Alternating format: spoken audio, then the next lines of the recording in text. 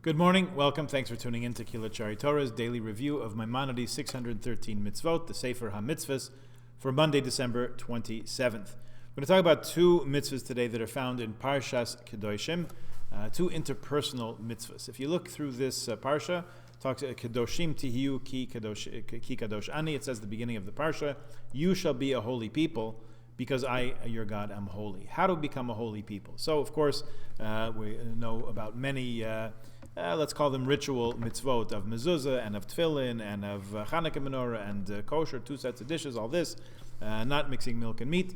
Listen to where the rubber meets the road. You can keep a glatt kosher as much as you like, and if you're missing out on these interpersonal mitzvahs, situated as they are in Parshas Kedoshim, you're putting yourself on questionable ground in terms of Shmirat HaMitzvot, observing the mitzvahs. Listen to this. One mitzvah says we are forbidden to take vengeance upon one another. And we're going to read another mitzvah. I'll just give you a preview of what's coming. We're forbidden to bear a grudge one against the other. The Torah itself, it says in Parshat Kedoshim, Lo sikom velo sitor es bnei amecha. Do not, as we say, don't take revenge and don't bear a grudge against your people. V'ahavta l'recha kamocha ani Hashem.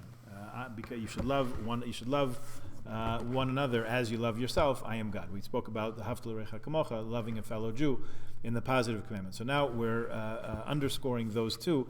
Do not take vengeance. What's an example of vengeance? You think it's some terrible thing out of a horror movie? Listen to this.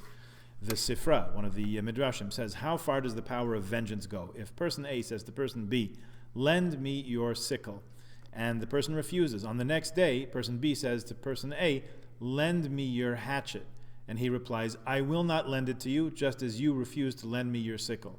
Against that conduct, it said, do not take vengeance. Any other case that you can plug in those coordinates, that equation, and come up with the same result, where a person takes vengeance because you did this, I'll do that, because you failed to do this, I'm not going to do that, or I will do that. Those are all come under the heading of vengeance. Now, the next mitzvah, we're forbidden to bear a grudge, to bear in mind a wrong that someone has done us, and to remember it against him, even if we do not avenge it. This is contained in the words in the chapter 19 of Leviticus, verse 18, as we just read from the Chumash.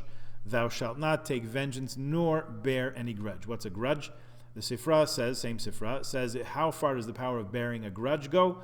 If person A says to person B, lend me your sickle, and he refuses. On the next day, person B says to person A, lend me your hatchet, and it says, here, I will lend it to you. I'm not like you, who would not lend me your sickle yesterday. That is called bearing a grudge, even if you don't avenge it. And the explanation here gives, quoting from Mishnah Torah, to say that as long as we bear a grudge, there's a chance that we will avenge it, we'll take action, which is deleterious, obviously, to the bearer of the grudge, as much to the object of the grudge. The grudgee, we'll call him or her. So we have to wipe our hearts and minds clean of such thoughts. And as the verse says, we're talking about the negative mitzvahs, we're talking about the prohibitions now, but the positive commandment of v'ahavta l'recha kamocha, love one another as you love yourself, can be our guide in this, of course, and in all of the interpersonal mitzvahs. Please join us again tomorrow. Thanks for tuning in.